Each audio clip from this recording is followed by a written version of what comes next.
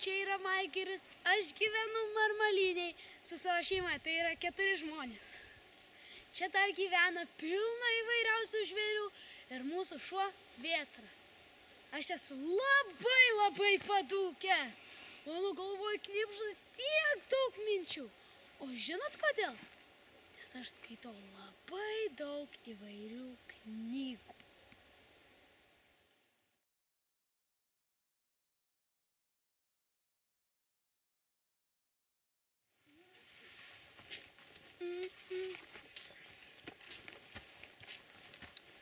Labą dieną visi.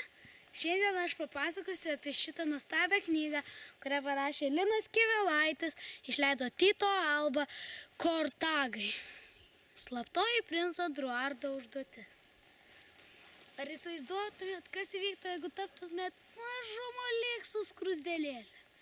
Kaip atrodytų medžiai, kaip atrodytų jo šaka, kaip atrodytų samana, kaip atrodytų žolelė, kaip atrodytų lietaus lašas, kaip atrodytų mama.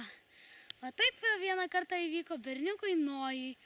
Jis susidraugavo su juodųjų skruzdėlių princu Dro. Patyrė labai daug nuotykių.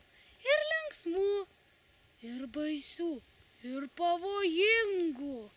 Jiems buvo patikėta tokia svarbi užduotis, kad nuo jos priklausė visas juodųjų skruzdėlių gyvenimas. Kas įvyko boružėliai, kas įvyko plaštakiai, kas įvyko sraigiai, kas įvyko rudosioms skruzdėlėms, juodųjų mirtinoms priešėms.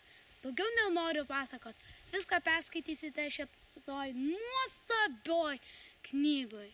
Beje, jeigu jums patiko filmas Artūras ir Minimukai arba Skruzdėlyčių karalystė, šita knyga tikrai jums. Iki visiems! Gero skaitymo!